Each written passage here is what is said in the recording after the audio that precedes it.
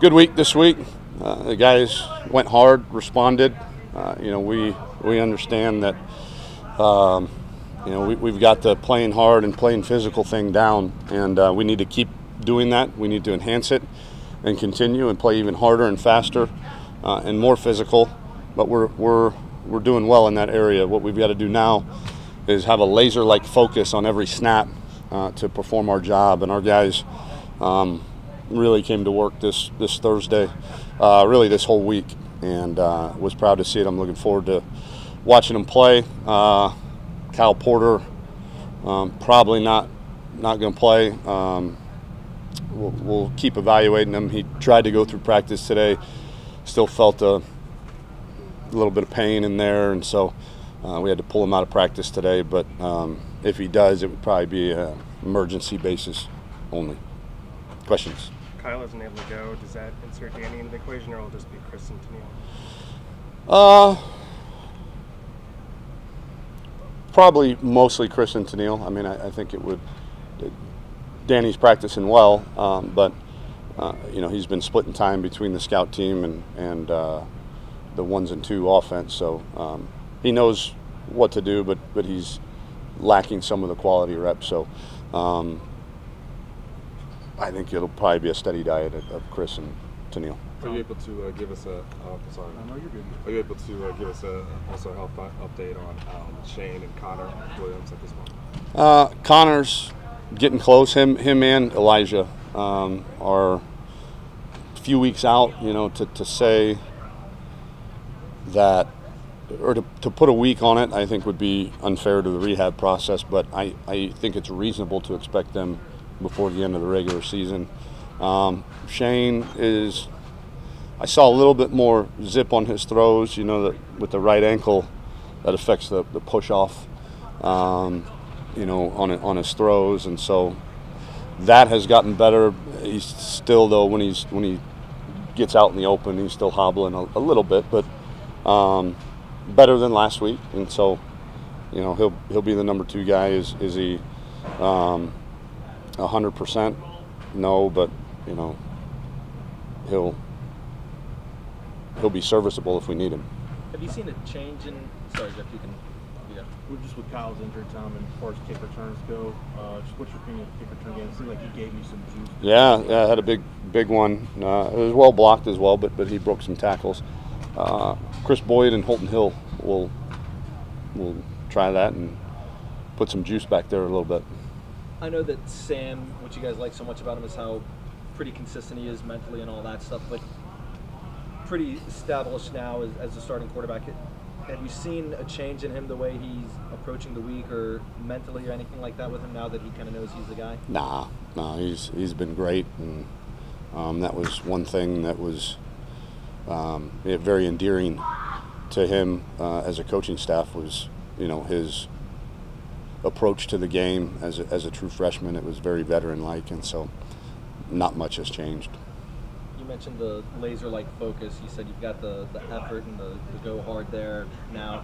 Was the laser-like focus something that wasn't as emphasized as much because you were wanting that 100% hair on fire before? Is that a new? No, it's not new. I think certainly our biggest task here was getting them to play hard, to play for each other, and to play physical football. To say that it wasn't emphasized, that would be incorrect, but to say that priority number 1 without a doubt was taking care of how hard and physical we play, not forgetting about the laser-like focus and not forgetting about fundamentals and technique, but we've got to put the 2 together at some point, and I think this is the week to do it, certainly. T.O. mentioned yesterday that more than a normal game because of their tempo, you have to rotate a lot of guys in the backside. Just overall, how you're feeling about your depth of linebacker and the secondary? Good. John Bonney and Jason Hall have had really good weeks. Antoine Davis has been very consistent throughout the weeks of practice. Linebacker, McCullough will play, and more than just on third down, and Gary as well. So feel good. one more inside linebacker maybe might be good, but feel good that Jeffrey and Gary are very, very quality, guys that you can throw in the game.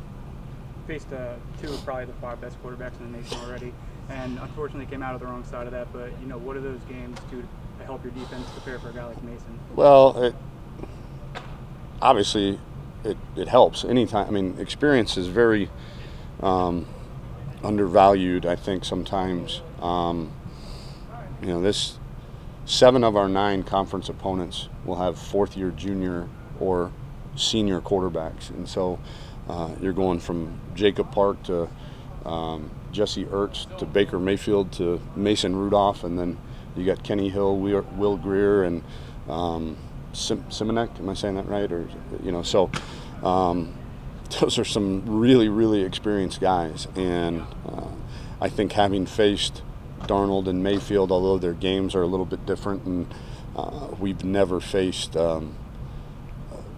as deep of skill position group as they have at wide receiver. And let's not forget their running back was a preseason all-conference pick as well, and so he's got great skilled athletes around him, and obviously he's a great player himself. But anytime you play the level of quarterback that we've played already, I think is a good thing. Coach Orlando talked about using maybe a camera in practice for Chris Boyd to kind of show him where different. Yeah, we did that. Mm-hmm. Yeah, you talked about that yesterday. Just tell me, what you guys are doing, like, to work with him, and anything additionally, and maybe your confidence level, since teams are definitely going at him.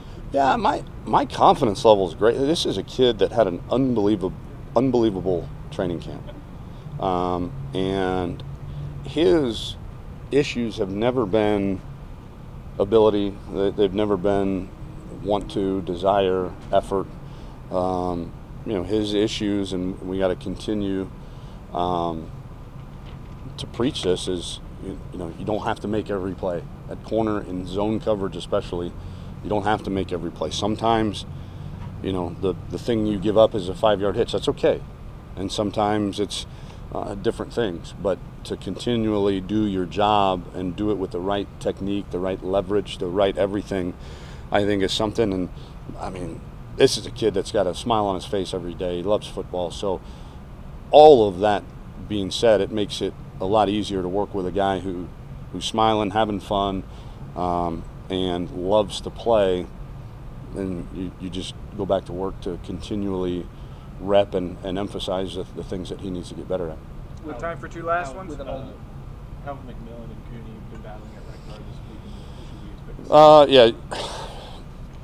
Yeah, they rotated today.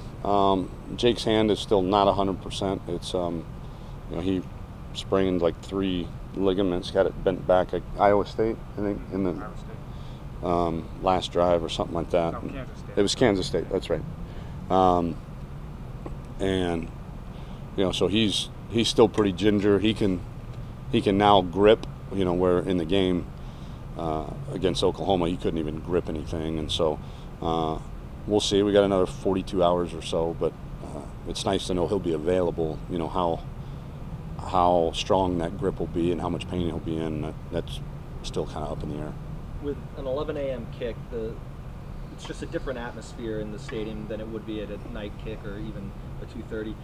How do you bring your own juice amongst the team to kind of get them up? It's still a big game, it's a home game and all that, but it still seems like it takes a little something more when it's 11 a.m. kick, especially with back-to-back ones.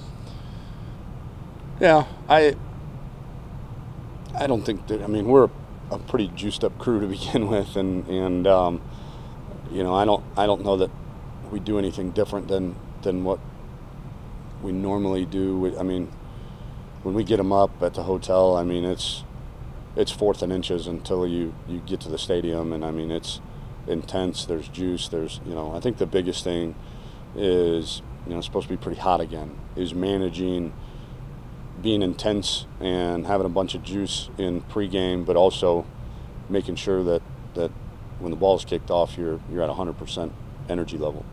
Can I just sneak in one? Sure. Just on Armani, has he had a good week of practice? Mm-hmm. Is there a chance that he might play on Saturday? Sure. Yeah. That's it. Thank you. Thank you.